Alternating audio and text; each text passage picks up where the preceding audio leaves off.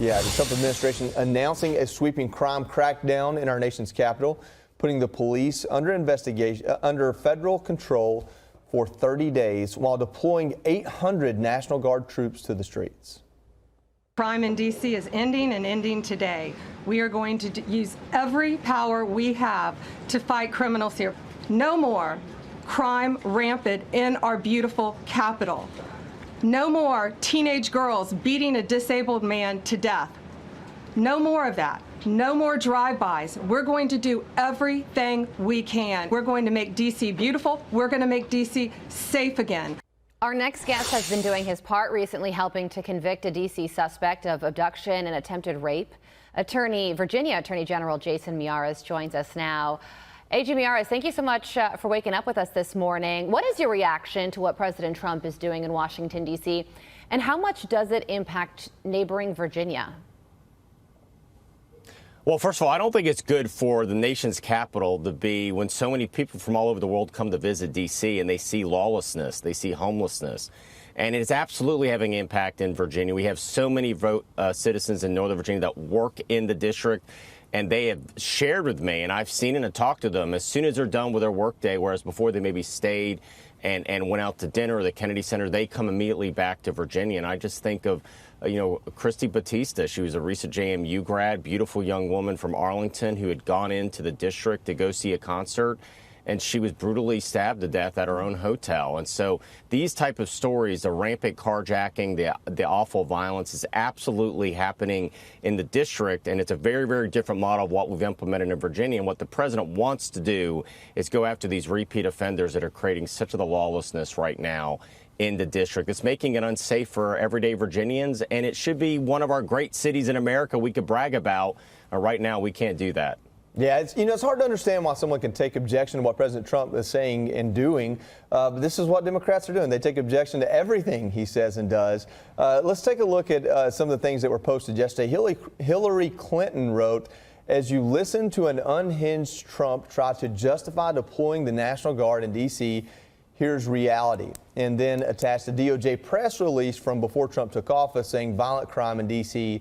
is at a 30-year low. And then House Minority Leader Hakeem Jeffries says violent crime in Washington, D.C. is at a 30-year low. Donald Trump has no basis to take over the local police department and zero credibility on the issues of law and order get lost. The only problem with that is, with minimal research, I can see that in 2012, which was actually a 30-year low, that was a 112.5% lower homicide rate than in 2024. So not only are they taking issue with making D.C. safer, they're also putting out false information. Well, it's not just that. You had a D.C. police commander fired earlier this year that was fired for manipulating data to make it look lower than it was. Here's the reality and the facts.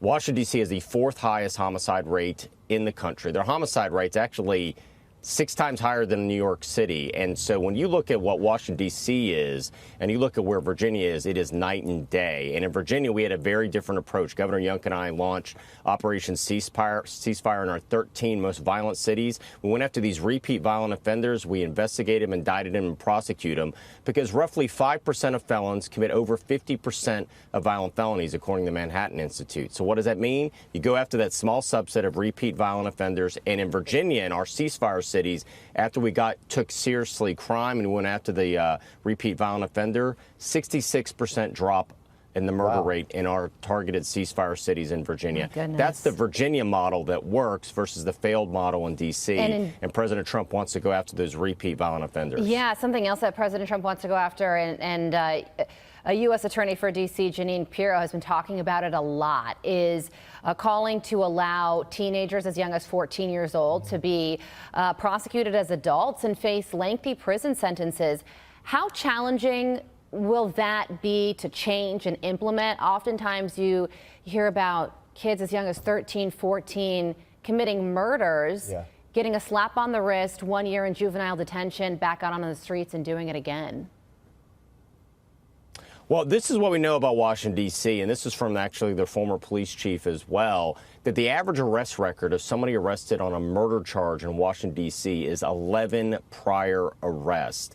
And yes, you have a problem in the juvenile system right now of so many in D.C. that go through, they commit an absolutely heinous act, they're given a slap on the wrist, and they're right back absolutely on the street committing carjacking and other violent crimes. And so you absolutely have to have a component of this that is a reforming of the system. But think about that. 11 prior arrests on average when you're picked up on a murder charge in D.C. Well, that tells me is you have too many of those individuals that are being a catch and release program.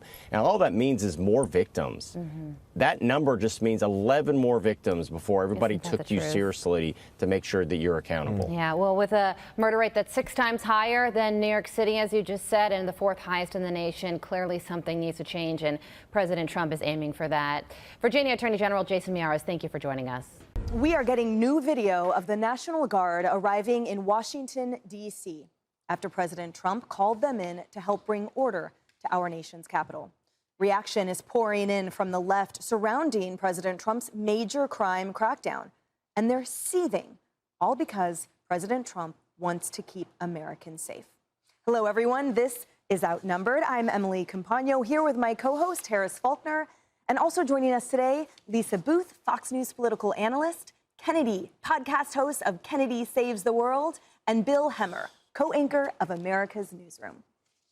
Now, President Trump says the National Guard and temporary federal control of the D.C. police will help him to clean up D.C. streets once and for all. But for some reason, Democrats aren't happy. What the president did this morning was political theater. His idea in federalizing the police force of D.C. ignores the reality. They are making dramatic progress in reducing violent crime in D.C. Focus those cameras on everything that's going on, because this president is trying to lead us into what could be called a civil war. I call it an abuse of power, right? The only reason this can happen to us in Washington, D.C. is because we are not a state. In no other city can the president take over the local police force. And I think that is ridiculous and insane.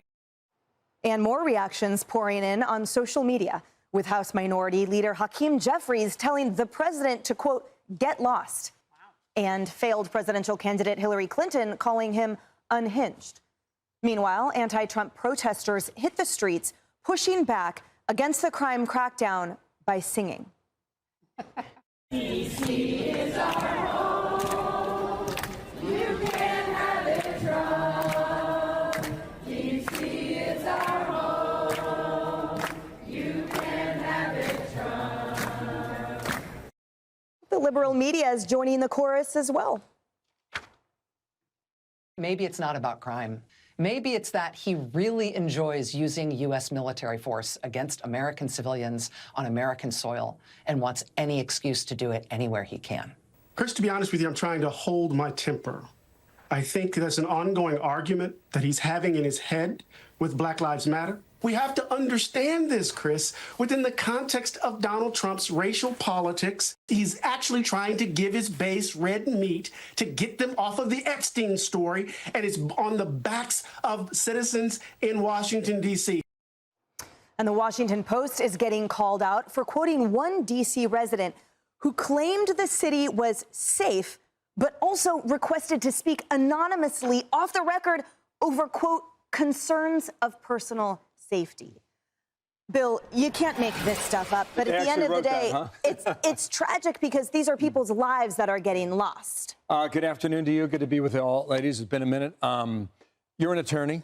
I think one of the interesting things about what Trump has done here is that he goes in and picks our former colleague, Judge Jeanine Pirro. And in the District of Washington, D.C., you have federal and some local jurisdiction, which is significant because you can plug people into the job and they can enact what you want to happen.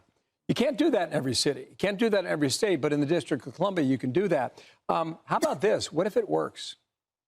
And we're going to know, right? We're going to have an idea because it's going to go on for a minimum of 30 days, and we're going to have a fairly good example of how this is being implemented. There was a statistic we did on America's Newsroom earlier today on carjackings in Washington, D.C. The numbers are astonishing here. 56% of the carjackings are committed by people who are age 18 or younger. Wow. All right, where are you going to stop that, right? And how are you going to do it? And what sort of parental control will you try and exert? But I would just say, keep your powder dry and let's see if it works. And if it does, there will be an example for a lot of other cities, perhaps. And I know the left doesn't like that, but we'll see where it goes. Yeah, and not only are they, most of them, committed by those minors, but they've also spiked in prevalence, up 600% almost in just 5 years alone. So let's talk about, how we got here, Kennedy. So we had Biden's former chief of staff. He was on Fox and Friends this morning with this explanation for what might be driving the youth behind this crime problem. Let's take a watch. D.C. for 2022 to 2023 had about 40% of kids that faced chronic absentee. So that means they missed 10% or more of the school year.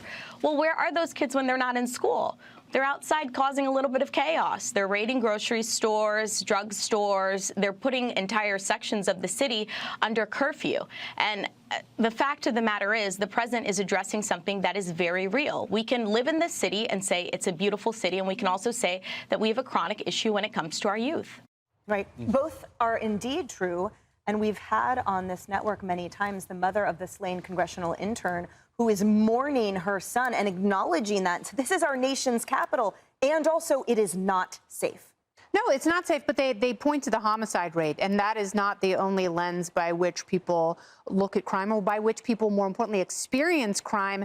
And, the perception anytime you have one of these carjackings or violent assaults, the perception is that this is an unsafe place. And, D.C. should be a magnet for international visitors to come and get a taste of the very best of our country.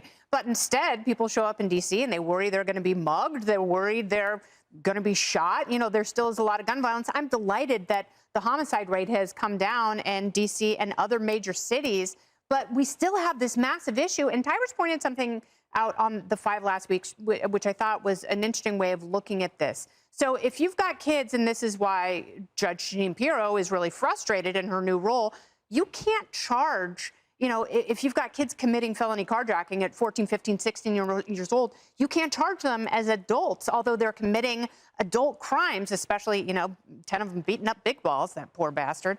But if you can't do that, then you've got older people, maybe in gangs, who know that these kids are not going to be incarcerated. So why not use them to commit the crimes that would have you sent away for a decade? And so that's what they're doing. They're taking advantage of the system. They're also taking advantage of kids who don't have a lot of oversight, who are being failed by their parents, as well as the horrible D.C. schools who spend more per pupil than any other school district in the country. Right. And we spoke about this before, Harris, that the recidivism rate for these youth exceeds that of these adult repeat offenders. So it's grooming and creating. It's not just youth gone wild. I mean, it's a horrifically violent statistic that is real life. Congressman Henry Cuellar, we have a headline that we can pop up in just October of 2023, got carjacked at gunpoint.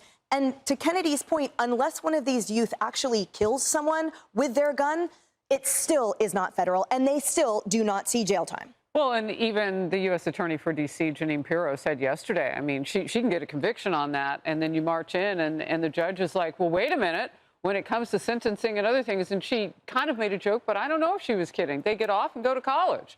Like, those were her words. Look, this has just been posted by the Attorney General, Pam Bondi, because about 12 minutes or so ago, she wrapped up her meeting with D.C. Mayor Muriel Bowser and also the acting Metro Police Chief, Pam Smith. We took a little bit of their comments live.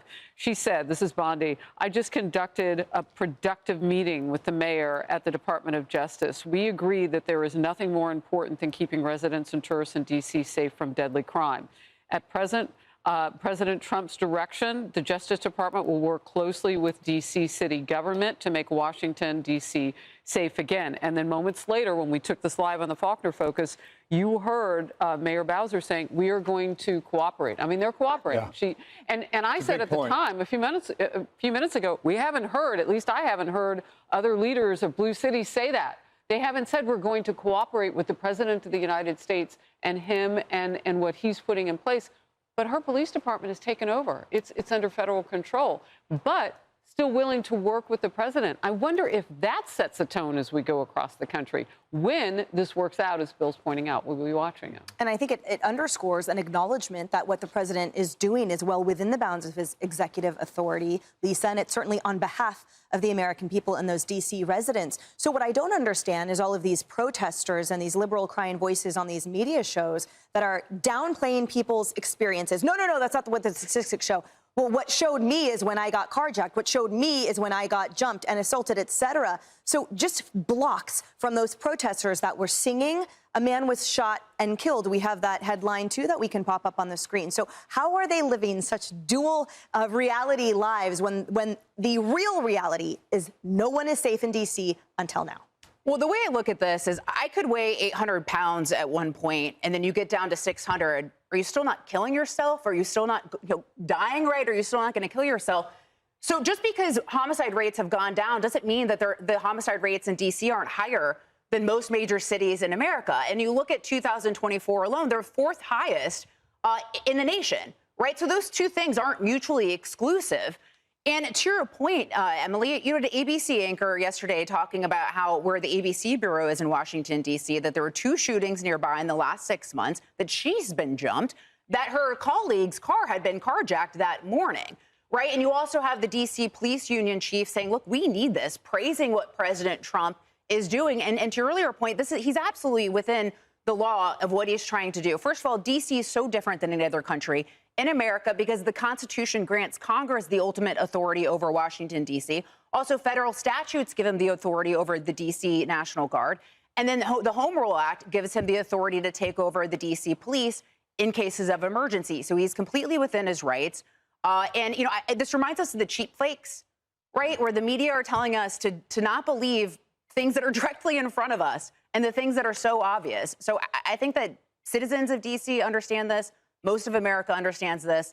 The left, they don't want us to believe. Quick point. I know it was 24 hours ago, but you mentioned the mayor. I would have brought Muriel Bowser into that press conference yesterday in the briefing room. I don't know if she was invited or not, but it would have been good to have her stand up with the cabinet members up there and answer the questions for the media. And because I think there is a measure of cooperation. Right. I think she does want to get this thing right. I thought that would have been a smart move. My one thought about that, though, is do you set yourself up and maybe set herself up again? I mean, you kind of I think a lot of the reporters would have fired their questions at her. Yeah. And what needed to happen about the time she spoke, and just a few minutes ago, the National Guard had just gotten on the ground. We had that as brand new video. So now she's like, okay, now I can comment. But I like the idea. I just think it might have been too early. Maybe next time. Yeah, so maybe next time. The White House today slamming Democrats, quote, despicable, calling them despicable as their criticism of President Trump's D.C. crime crackdown has ramped up. Look, it's pretty clear the president wants his own domestic police force, and step by step, he's trying to create it. I'm very concerned. The president is showing all of his authoritarian tendencies. And take a listen to this exchange between a reporter and D.C. Police Chief Pam Smith today when she was asked about how this is going to work coordinating with the federal officials up the line. Can you tell us what the chain of command is now? What does that mean? Well, is it Pam Bondi speaking to the mayor, speaking to you, or how does this work? So the executive order is clear. The president designated Attorney General Bondi as his proxy to request services through me. Okay, interesting moment there. It happened after a meeting today, really important meeting, with all of the officials that you see there on the screen, including Attorney General Pam Bondi, FBI Director Patel, and the head of the Drug Enforcement Administration, Terry Cole. Now, President Trump has tapped Terry Cole to command the Metropolitan Police Department to oversee the police in Washington, D.C., and he joins me now exclusively in his first TV interview since taking on that role and becoming head of the DEA. He's got a very long resume. He served more than 2 decades at the DEA, working all over the country in some of the hottest spots in terms of drug enforcement in Colombia, in Mexico, and in Afghanistan. Terry Cole, thank you for joining us today. Good afternoon, Martha. It's great to be with you. Thank you. Well, thank you for joining me. So this must have been an interesting meeting today because we know that the Washington leadership did not necessarily outwardly want anybody taking control of the Metropolitan Police Department. What can you tell us when you all walked in the room? What was it like? So it was a great meeting today. Yesterday, I was with the chief of police on 2 occasions at the Metropolitan Police Department. We had a great exchange. We have direction. We have a vision on how we're going to reduce violent criminal activity in D.C. And today, it was a very good meeting. Once again, at 9 a.m., I was at the Metropolitan Police Department with the chief. We were strategizing our plan for today, staying very focused on violent criminal activity, reducing gun crime, reducing street crime, and allowing the citizens of D.C. to feel safe. And I have to say, I just left a meeting at the Metropolitan Police Department again with the senior leadership of the Metropolitan Police Department, along with all our federal partners. And it was very encouraging to see everybody at the table working hard together, planning the events for tonight to help make this city safe. All right, so explain to us how does the role of the police department change? What's going to change now that there is federal control over the DC Police Department? What did you talk about that's going to change? Well, I think the federal integration with the patrol officers and the uniformed police officers, that quite frankly, Martha, they just want to do their job. They want to feel empowered to do their job. I think with the federal government, with ATF and DEA and FBI and U.S. Park Police, all the entities bring so much power to allow the police officers to do their job. And the president was clear yesterday. We must empower, we must support, and we must always stand behind our police officers. We must always back the blue. Terry, why did they not have power before you showed up? I think that there's a lot of dynamics with the DC City Council that are concerning. But at the end of the day, we are there to support law enforcement. We are there for law enforcement activities. We are there to hold people accountable for their violent criminal activity. And, you know, just in the last 2 days, we've had 60 arrests that are very impactful. We've taken 17 firearms off the streets. Last night, we arrested somebody that was wanted for a murder. We have tremendous cooperation, tremendous intel sharing. And what's most encouraging, the police are looking forward to doing their job again. And Martha, I have to tell you, I've been receiving phone calls from all over the country of other federal agents that want to fly in and help.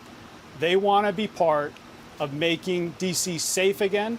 They want to be part of this law enforcement effort, similar to what we did in Northern Virginia when I was the Secretary of Public Safety and Homeland Security for Governor Youngkin. If I may, let me ask you just a couple of specific questions here. So, number one, is Mayor Bowser welcoming the federal oversight in her city? I have to tell you that the chief of police has been very accommodating. I have an office there in the Metropolitan Police Department, very accommodating to introducing me to the entire command staff, very open to sharing ideas on how we're going to do this together to combat violent criminal activity. Make no bones about it. The president was clear with the executive order, and we are going to carry out the mission of the president. I'm sorry to interrupt. Just a few things I want to get in here while I have your time. So if you arrest someone under the age of 18, we've heard Jeanine Pirro at the U.S. Attorney's Office saying the city council will not let me convict this person. What changes now? You talked about the city council pushing back.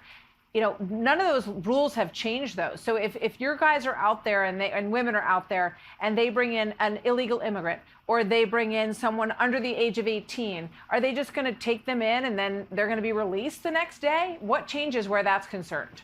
So we're going to continue to work through the process of supporting law enforcement. In reference to interdiction of criminals on the street, specifically juveniles, that is a complicated issue. It does require a code change, but the president, the attorney general, Judge Pirro, everybody is committed to working to make these changes to hold these juveniles that are out of control accountable for their actions. Okay, so if you arrest a 16-year-old who is, holding a gun to somebody's head, What is going to happen to that person tomorrow? Are they still going to be in jail, or are they going to be sent to one of these, as Jeanine Pirro says, where they're going to do yoga and arts and crafts classes? Because if that's the case, some of these people are going to be out on the street very quickly. How do you handle that? Yeah, so they'll be booked into normal procedures. It is frustrating for law enforcement because they are encountering these same violent youth criminal offenders numerous occasions with handguns. But this is something we cannot turn a blind eye to. We must continue to support law enforcement. We must continue to have a unified effort. And now that the president is involved with making significant changes, we are eventually going to change the code, hold these criminals accountable, even at a juvenile age. So, Terry, Mayor Bowser, as early as a few days ago, said we don't have a rising crime problem in Washington, D.C. In fact, it's declining. And they've been pulling out all these charts to show that crime is actually on the decline in D.C. So if that's the case, why was it necessary to bring in federal oversight of the D.C. police? I think there's 2 points. The police do not feel empowered. We are there to support the police. We're there to help the police. We are also there the perception is it's not safe. People do not feel safe. The amount of citizens that have come up to me on the street and said, thank you for what you're doing. Thank you for taking on another responsibility. We appreciate the federal agents that are out there every single night. And now, starting tonight, we will be embedded with the Metropolitan Police Department. You will see federal agents working hand in hand on patrol with the Metropolitan Police Department. You will also see an increase of activity, patrol activity, in certain sectors to go after the violent criminal offenders that are the drivers of this crime. We cannot afford to turn a blind eye, Martha. I know a lot of cities would like to see a greater presence on the street of police officers, and I'm way over time, but I got to ask you quickly, what are the duties of the National Guard in this situation? Because a lot of other cities are looking at this and saying, are we going to have this happen where we are next? What is the National Guard's duty? Yeah, the National Guard is going to come in and assist law enforcement in a non-law enforcement capacity. There's so many different things that the National Guard can do that we experience in Virginia. They're a true force multiplier. They bring skills, they bring analytical work, they bring people that are dedicated to protecting this great country, and God bless our military. Terry Cole, thank you so much. Fearless on Outkick and a Fox News contributor, and Jessica Tarlov, co-host of The Five. Great to have both of you with us today. And we just got to hear from the man who's going to be in charge of this effort in Washington, D.C. Earlier today, we heard from Joe Scarborough, who had this to say about the conflicting notions about whether or not this is necessary. Let's watch. So many people have been calling me over the past couple of days going, Washington should have gotten involved years ago. This place is dangerous. It's a mess. It's a wreck and whatever. And then they'll go on Twitter, this is the worst outrage. These are all Democrats who said, our friends won't walk more than 3 blocks in D.C. at night. We're glad the crime rates are going down, but there is no sense of security for people who've been living in that city for 30 years. No sense of security in D.C. Jessica, what do you say to that? I say that crime is a problem in D.C., at least to some degree. 51% of people who live there think it's an extremely serious or very serious problem. You saw that in the reaction of Mayor Muriel Bowser, who said maybe it'll be a good thing to have an increased police presence. That doesn't mean that this is the way that they should have gone about it. And that was also contained in the police chief's remarks and the mayor's remarks.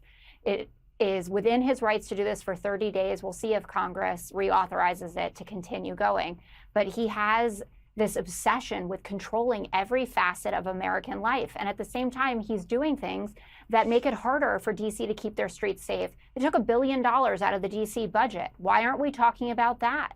He could work together with Muriel Bowser, who seems pretty compliant, right? That she wants to do business with him, to talk about some of the things that Judge Pirro was raising about being able to sentence juveniles, for instance. Well, that's the city council. New York has the same problem. I mean, Eric Adams has tried to do a lot with the city council. If Donald Trump started trying to take charge of Republican-run cities, and they exist, go to Oklahoma City, right, and talk to them about the violence there. He never says anything about that. He doesn't doesn't talk about murder rampages in red states. He's only targeting blue states. And the fact that he ignores the statistics, and Kash Patel snuck in there, right, with the decline in the murder rate. And we have the video of Donald Trump from just back in May touting the 25% decrease in crime there. The stats don't align with the actions. Here's the problem. Well, here's the problem, though. And Tommy, I want to get you in here. The numbers are what they are, and there's all this discrepancy about whether or not they reflect reality. But the problem is that people definitely don't feel safe. And when you talk to this young 21-year-old mom, as I did yesterday, if you're president of the United States, you look at this and say, we got to step in. There's something that we can do to make this a safer place. But please respond to Jessica's criticisms there, Tommy.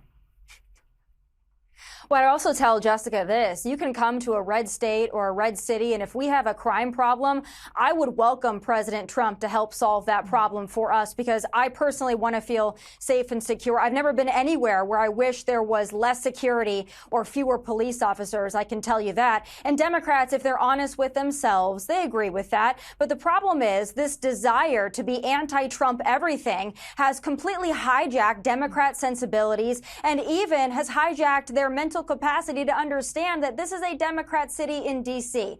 It is made up of mostly Democrats. President Trump wants to step in to make a city of mostly Democrats feel more safe and more secure in their communities. And this whole notion that Democrats always say, well, we don't like the way he's going about it. We don't like his tone. Well, he gets results. He steps in. He takes action. Unfortunately, these Democrat-run cities are not sufficient at tackling the problem. So President Trump is going to step in where he needs to keep these cities from being overrun by a culture of lawlessness, or in the case of L.A., from being burned to the ground. This president is a man of action, not simply task forces You and lived in studies L.A. and and you know that those making it happen. protests were in a Look, we three-block gotta go. radius, and those National Guard troops sat around on their butts until they were released. Here's the deal. 30 days to see if there's a change, and the president does have the right to do it, and we'll see if it works. It's a test period over the course of 30 days, and then we'll regroup and we'll talk about whether or not there were some good strides made here. We'll see. Jessica Tarlov, Tommy Lahren, thank you very much for joining me today. Great, guys. Thank you so much. I'm sure you have a lot of questions today. I'm happy to get to them, so let's get started. And as always, we'll start with our new media seat, who is our podcast host today, Benny Johnson. Benny, why don't you kick us off, and thanks for being here. Thank you, Caroline. As a D.C. resident of 15 years, I lived on Capitol Hill. I witnessed so many muggings and so much theft. I lost track. I was carjacked. I have murders on my Ring camera and mass shootings.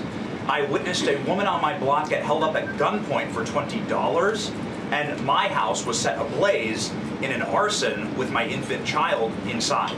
And so to any reporter that says and lies that D.C. is a safe place to live and work, let me just say this. Thank you.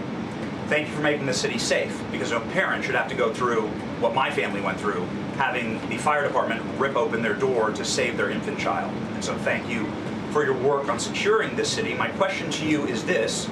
Nancy Pelosi has attacked the president for deploying the National Guard to the city, saying that it is to cover for his incompetence. Hillary Clinton has also attacked the president for securing the city of Washington, D.C. I'd like to get your response to Nancy Pelosi and Hillary Clinton. Sure. Well, first of all, Benny, I'm so sorry that happened to you and your family.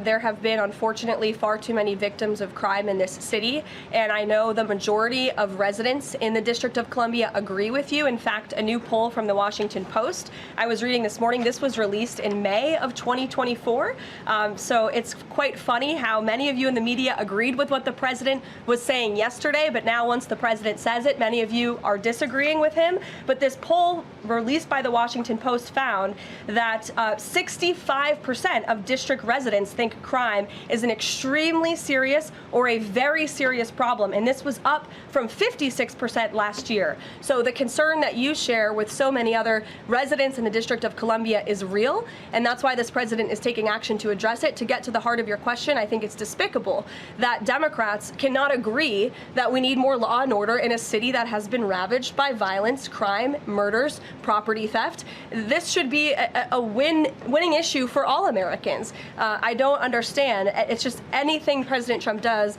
the Democrats want to disagree with. I think the president would love to work with Democrats on this issue to bring law and order to America's cities, but unfortunately they have failed, and that's why he's taken this historic action to federalize the National Guard. And as you're seeing from last night's numbers, we already have seen success. We are removing violent offenders, we are arresting criminals, and we are removing drugs and firearms off of the streets of the city to make it safer for all of its residents. Just a very quick follow-up to that.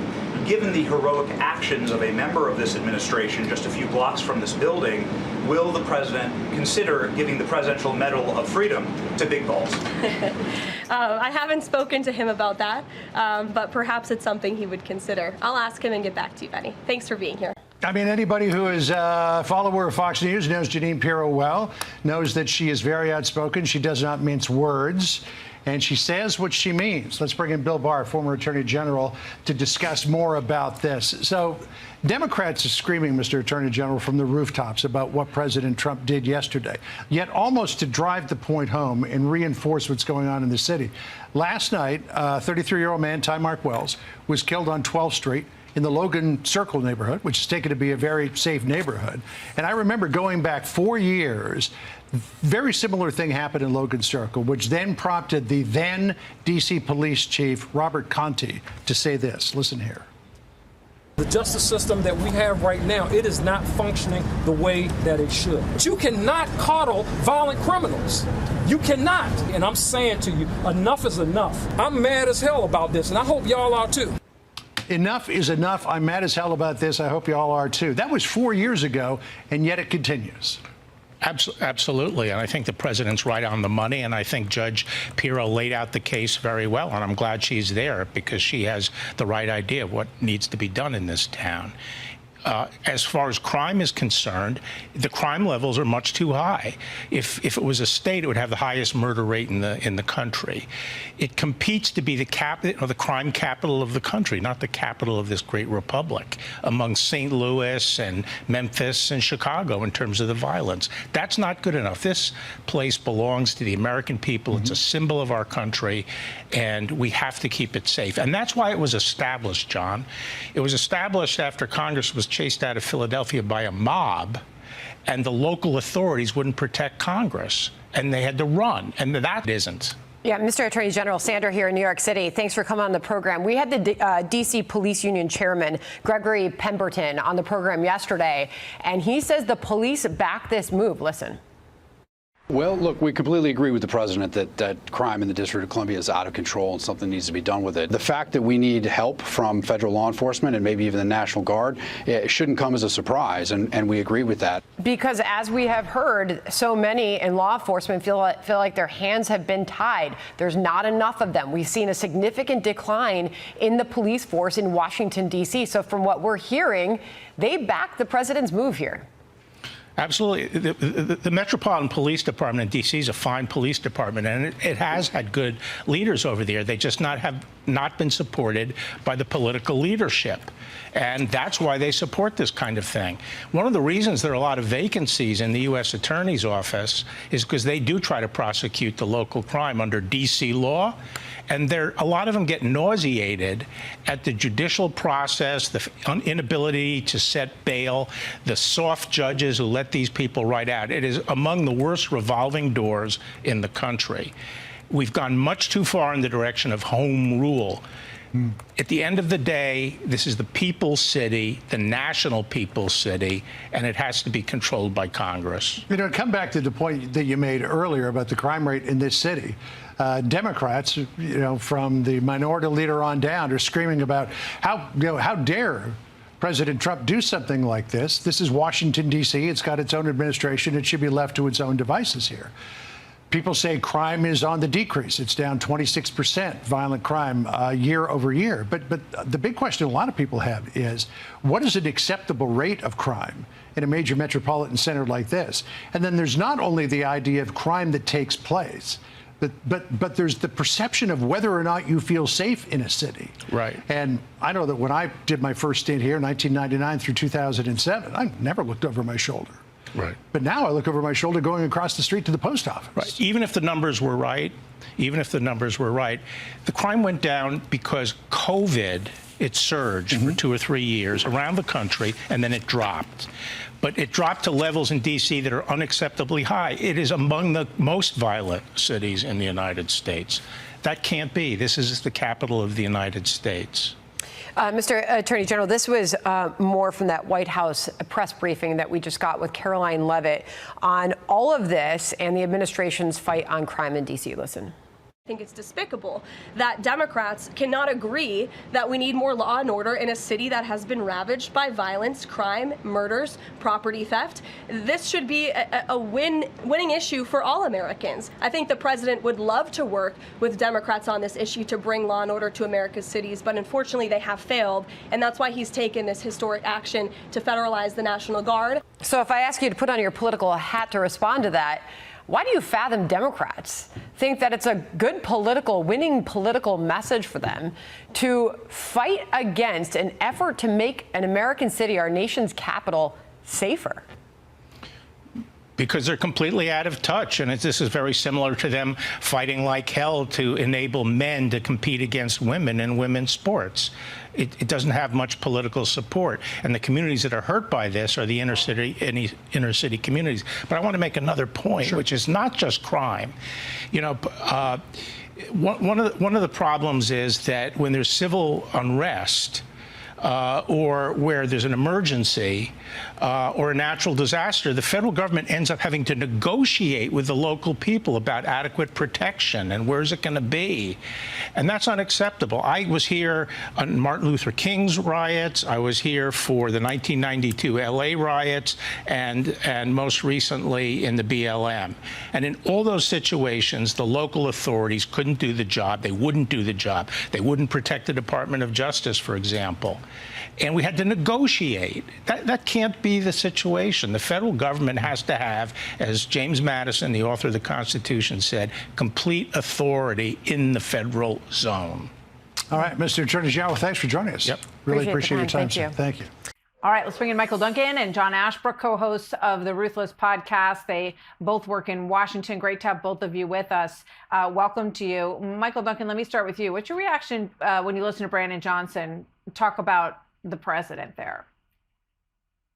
I think it's remarkable how the black leadership in some of these major Democratic cities has failed the black residents of those cities. You look at a place like Washington, D.C. and this federal crackdown, 96% of black residents of Washington, D.C. make up the crime stats for both suspects and victims of homicides. And you're going to blame Donald Trump for that. Donald Trump is a racist. Well, what are you doing for the black community in Washington, D.C.? Let me play this. These are D.C. residents reacting to this changing of the leadership, at least for 30 days in D.C., where crime is concerned. Watch this. We need all the protection that we can get in the city because the city is really getting dangerous. A person like me at this age, I have to make sure to come home before sundown. What he really means is cracking down on the residents of the city, native Washingtonians, black people, poor people. I don't think it's necessary. I do think there needs to be some change within Metropolitan PD because safety is an issue. John Ashbrook, your reaction. Michael just spoke about residents in the city of D.C. and other places. What do you say to that as you listen to some of those voices?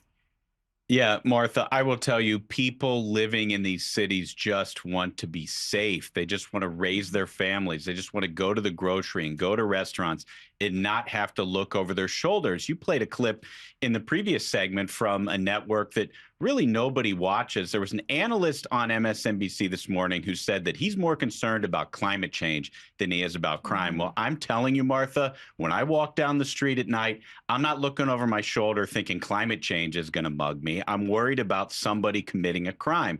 And I think that Donald Trump is the first guy to have the temerity and show the leadership that is necessary. You heard what people say. The Democrats are like, I don't know, I know it's a problem, but I'm not going to be the one sticking my neck out. Thank God Donald Trump is sticking his neck out to keep people safe. And Martha, the other thing I would suggest. Yeah, go ahead. Well, I would just suggest, I mean, I know there's a lot of debate on what the statistics actually are, but I would suggest to some of these liberal analysts who, live in Montgomery County or in Arlington, Virginia, that they don't have their finger on the pulse of crime in Washington, D.C. We're a block and a half from the White House. I can tell you crime in the city is bad. It is so bad that there is a commander of the police department in Washington that was suspended. And the police union put out a statement about how they were fudging the numbers on all the crime statistics and urging their captains would show up to the scene of a crime and urge that in the report they put a lesser offense. So the statistics where they are right now, we have no idea how bad crime is in this city. So let's give Donald Trump a chance to turn it around. So the same, I believe the same analyst that you just mentioned, John, also said this about what he believes Trump's motivation is, President Trump's motivation is. Watch this. We can't ignore what he is actually trying to do here, which is weaponize this fear of not just this city, but all cities. A lot of America, a lot of places where Donald Trump wins a lot of votes, our cities absorb your children when you don't love them or you can't keep them because they're gay, because they're trans. You know where they come? Into our loving embrace in cities. There you go. Interesting theory there, John. I mean, it's just ridiculous. These liberals are scrambling to explain away these regular people who are like, hey, can you please keep us safe? We really don't want to get our car stolen. We really don't want to get murdered. We just want to live our lives. And they're like, no, this issue, that issue, the next issue. And you hit on something at the very beginning of this segment that I think is so important, Martha. This is happening in cities all over the country, including my hometown of Cincinnati.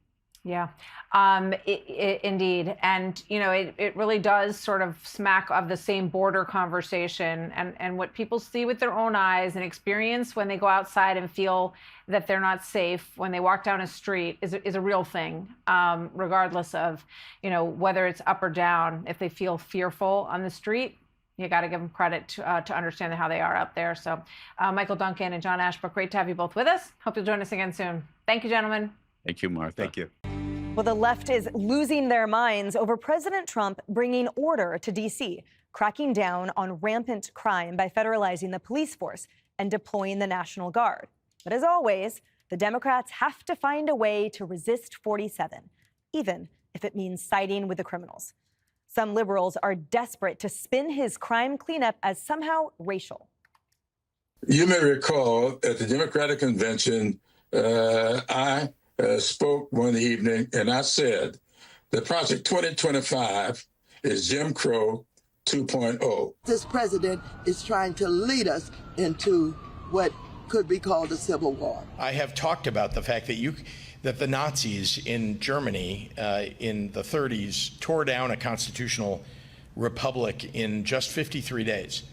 It does not take much, frankly, and we have a president who seems hell-bent on doing just that. The liberal media was somehow more ridiculous. One D.C. resident telling the Washington Post that the city is safe, but they wanted to remain anonymous saying that over concerns of personal safety. And others in the press are pushing the absurd narrative that there's no crime in D.C. Donald Trump is using rhetoric and playing on the real fears that some people have because of what they've seen on the news. Be simply a media event to say that the president is concerned about crime. When I go to D.C., I'm not afraid of losing my wallet so much as I'm afraid of losing my vote. I'm trying to hold my temper. We have to understand this, Chris, within the context of Donald Trump's racial politics. People are one beat away from saying super predators. Yeah. It feels familiar. Maybe it's that he really enjoys using U.S. military force against American civilians on American soil. And I regret to inform you that the liberals are once again singing to stop the D.C. crime crackdown. Check out this protest. D.C. is our home. You can't have it wrong. D.C. is our home. You can't have it wrong.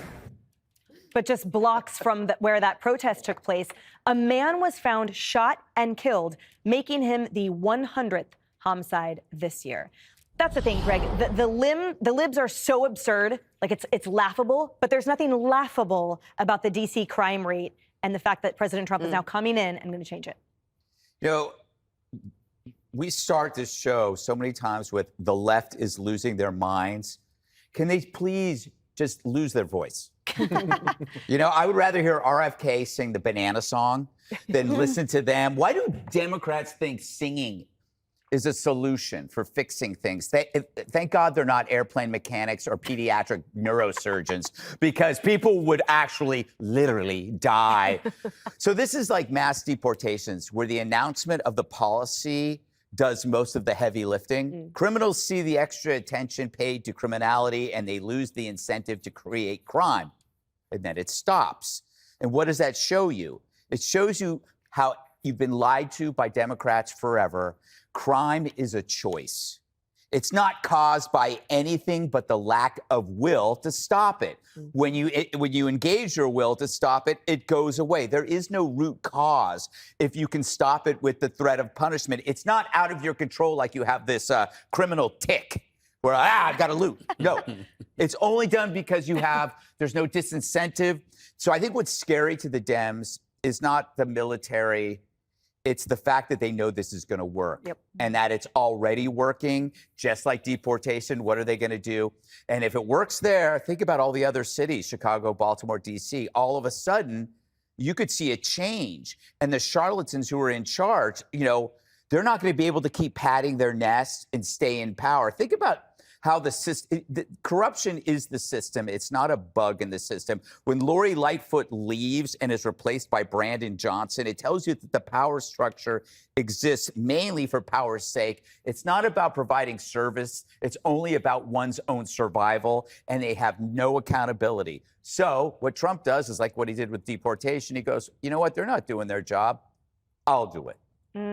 And he'll do it on behalf of those residents that everyone else claimed to always be speaking for. They're always speaking for this communities. He's the one that's actually doing it. Well, and in Washington, D.C., one of the things that happens is your head's always on a swivel. You're like, oh, you can't go down that street, you can't go down that. And then, so maybe I understand that they can look at a statistic and say, well, now crime is down, except for I do think it's pretty curious that you have somebody who is high up in the D.C. Police Department now on leave because he was falsifying crime stats. And we saw this in The Wire. If you watched it, this was like a whole big story, and it was a good one. Also, the way that they do Washington, D.C., the way they divide it up, it's in wards. And wards 7 and 8 are where you have the highest crime. That's also where you have 90 to 93% black and 91 to 92% the poorest and the black. So presumably, if you want to stop crime and help those neighborhoods, you would do something like this. And I do think they're afraid it's going to work, because you could imagine somebody in Denver going, I haven't been downtown in years. I would love to go in and go see a play. I would love to go see the Rockies play, except I know they stink. But, you know, in theory, you would want to go downtown and enjoy some of the new things. The new Union Station there is beautiful. But if you are not comfortable taking the light rail to go down there, or you can't find parking, you don't want to walk there after dark, then you won't want to do this. So I do think that could happen. Dana, what? Do you know what ward is most dangerous for the knife attacks? Ward Cleaver. And you know, I can't top it. I can't top it. I'll end it there. Hey, Sean Hannity here. Hey, click here to subscribe to Fox News YouTube page and catch our hottest interviews and most compelling analysis. You will not get it anywhere else.